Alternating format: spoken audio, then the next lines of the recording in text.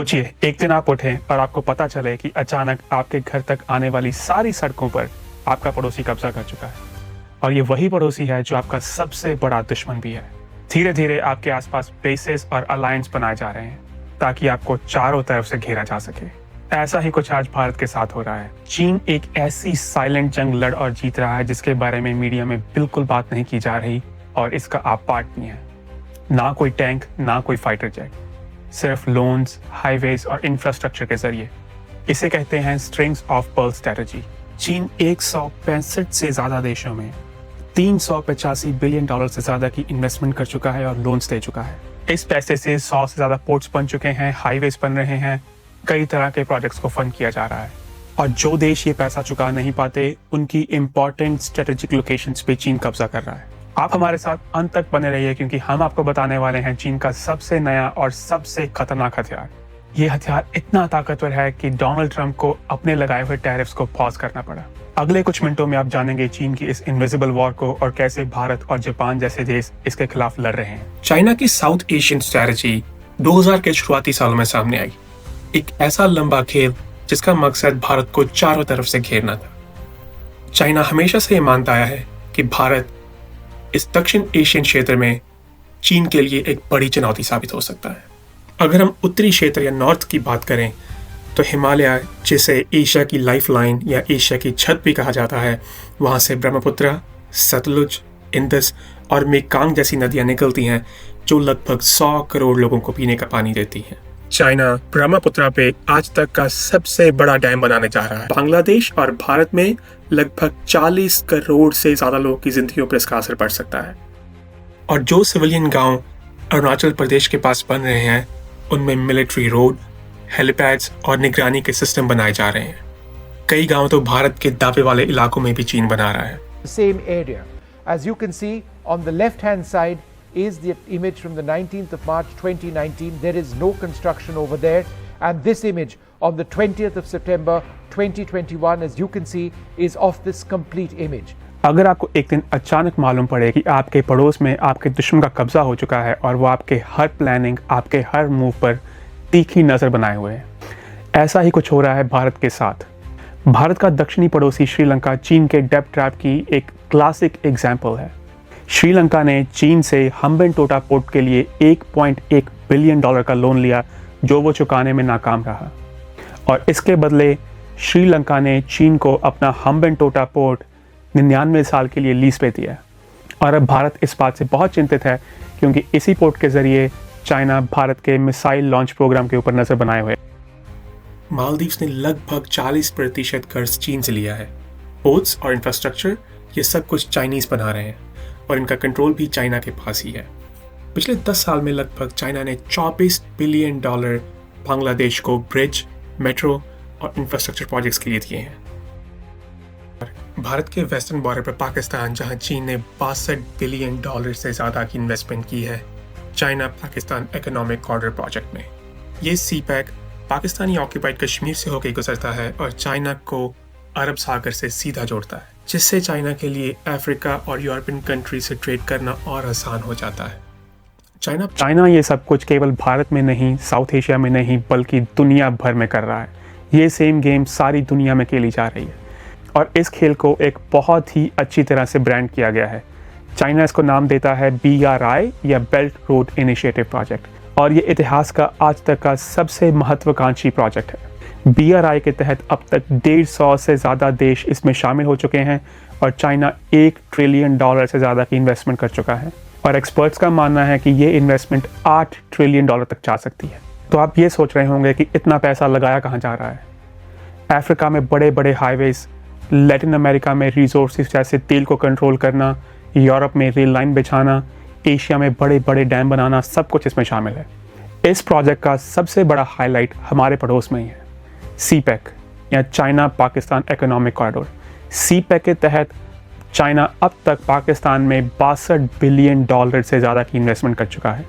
China को सीधे अरब सागर से जोड़ता है, जिससे चाइना को अफ्रीका और यूरोप का सीधा एक्सेस मिलता है, और पाकिस्तान को बदले में नए समुद्री पोर्ट, नए एयरपोर्ट, नए हाईवेज, नए पावर प्लांट्स, और सबसे बड़ी बात, पाकिस्तान पूरी तरह से चाइना पर निर्भर हो रहा है। चाइना लगभग $60 बिलियन से ज़्यादा की इन्वेस्टमेंट अभी तक अफ्रीका में कर चुका है। अफ्रीका में चाइना एक लंबा खेल खेल रहा है। रेलवे, हाईवे और पोर्ट्स के लिए भारी भरकम कर्ज दिया जा रहा है। कीनिया और जाम्बिया जैसे देश जब ये कर्जा नहीं चुका पाते तो चीन यहाँ पर अपना कब्जा जमा लेता है। और चीन इसी तरह से साउथ अमेरिका में भी बहुत भारी निवेश कर रहा है। चीन ने इक्वाडोर में हाइड्रो इलेक्ट्रिक डैम बनाया, लेकिन उसके बदले में इक्वाडोर को अपने 80% से ज़्यादा ऑयल एक्सपोर्ट चाइना को देने पड़े। पैसिफिक आइलैंड्स का भी यही हाल है। इन छोटे छोटे देशों में चीन नए एयरपोर्ट्स, नई गवर्नमेंट बिल्डिंग्स बना रहा है, कोई चैरिटी या गुडविल करने के लिए नहीं। ये लोकेशंस स्ट्रेटेजिकली बहुत इंपॉर्टेंट है। ये यूएस और ऑस्ट्रेलिया के पास है और अपने घर के पास चीन ने जापान को होने वाले रेयर अर्थ मेटल के एक्सपोर्ट को ब्लॉक किया और साउथ कोरिया में थाद मिसाइल सिस्टम लगने पर उसने भारी ट्रेड पेनल्टीज लगाई।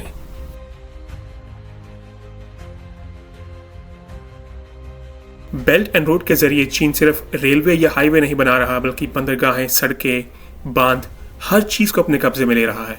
इसके पीछे की रणनीति है इन सभी देशों की निर्भरता चीन पर बढ़ाना। जब चीन आपके एयरपोर्ट्स, आपके हाईवेज, आपका इंफ्रास्ट्रक्चर बनाएगा तो वो सिर्फ मदद नहीं करेगा, वो आपकी अर्थव्यवस्था को काबू करेगा। एशिया, अफ्रीका या यूरोप अलग अलग महाद्वीप, लेकिन रणनीति वही सेम। धीरे धीरे ये देश सिर्फ आर्थिक रूप से ही नहीं बल्कि राजनीतिक और रणनीतिक रूप से भी चीन के प्रभाव में आ रहे हैं। भारत ये सब कुछ होते हुए देख नहीं रहा है, बल्कि बहुत ही सटीक तरीके से चीन को जवाब भी दे रहा है। उत्तरी बॉर्डर में भारत लगभग 60 से ज़्यादा बॉर्डर इंफ्रास्ट्रक्चर प्रोजेक्ट्स पे काम कर रहा है। लद्दाख और अरुणाचल में माउंटेन स्ट्राइक कॉर्प्स का गठन किया गया है। नेपाल के साथ रेल और एनर्जी प्रोजेक्ट्स पे काम चल रहा है और भूटान के साथ सैन्य साझेदारी को मजबूत किया जा रहा है।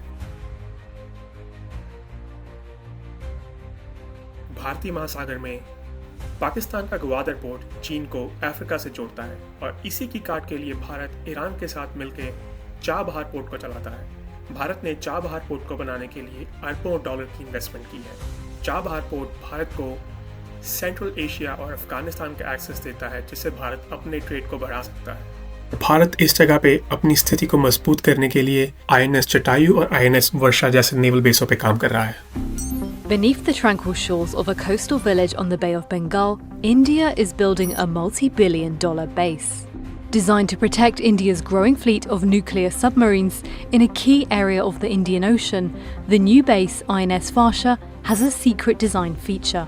भारतीय महासागर में मलक्का स्ट्रेट एक ऐसा रास्ता है जिससे लगभग 70% से ज्यादा चीन का व्यापार होता है। किसी भी जंग की स्थिति में भारत चीन की अर्थव्यवस्था को बुरी तरह से हिला सकता है। That carry around 30% of all globally traded goods towards this narrow waterway known as the Strait of Malacca, and around 80% of China's oil imports pass through this critical choke point. East Asia में Bharat Asian countries जैसे कि Vietnam और Philippines के साथ मिलकर रणनीतिक और आर्थिक साझेदारी को मजबूत कर रहा है। चीन के BRI प्रोजेक्ट को काउंटर करने के लिए भारत वेस्टर्न मुल्कों के साथ मिलकर IMEC यानी India middle east Europe economic corridor पे काम कर रहा है, जिससे भारत को यूरोपियन मार्केट्स का सीधा एक्सेस मिलेगा। भारत की रणनीति भले ही चुपचाप हो, लेकिन ये बहुत सोची समझी और बहुत सटीक तरीके से चीन की काट करती है। भारत की तरह ही जापान भी चीन के लिए एक नया सिरदर्द बनता जा रहा है। जापान की सरकार 2027 तक अपने मिलिट्री बजट को GDP का लगभग 3% तक बनाना चाहती है। जापान नए फाइटर जेट प्रोग्राम, नई मिसाइल टेक्नोलॉजी के ऊपर काम कर रहा है। जापान चीन का बढ़ता हुआ प्रभाव रोकने के लिए पैसिफिक आइलैंड और एशिया में बहुत सारा निवेश कर रहा है, जैसे कि भारत में बनता हुआ high speed rail project. Quad countries जैसे कि जापान और ऑस्ट्रेलिया, इनके साथ मिलकर नई रणनीतियों पे काम किया जा रहा है।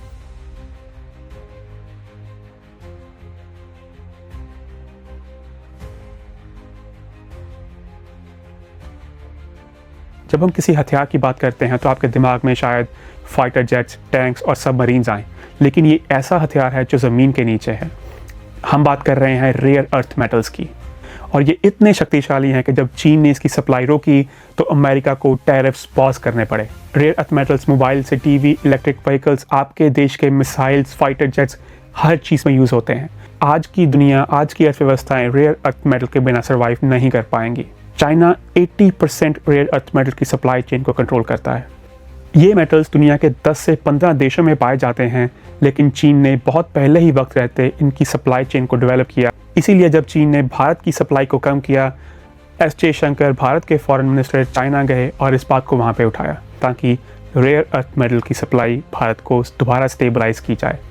जिस देश को चाइना रेयर अर्थ मेटल की सप्लाई रोकेगा, वो हथियार से लेके टीवी तक कुछ नहीं बना पाएगा।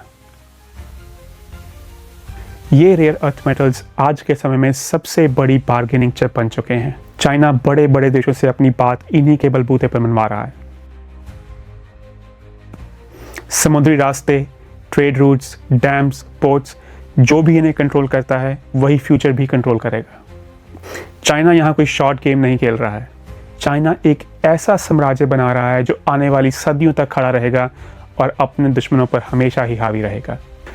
चाइना अमेरिका से बिल्कुल अलग, जिसने वियतनाम और इराक जैसी लड़ाइयाँ लड़ी और उसके भारी नतीजे भुगते, चाइना बिना एक भी गोली चलाए और बिना खून बहाए सारी दुनिया पे अपना कब्जा जमा रहा है। अगर ये वीडियो आपको अच्छी और इन्फॉर्मेटिव लगी तो इसे ज़रूर शेयर करें। हमारे चैनल द रियल लेंस को सब्सक्राइब करें ताकि आप दुनिया के इन बड़े बड़े खेलों को समझ सकें जो मीडिया द्वारा आपसे छुपाए जाते हैं।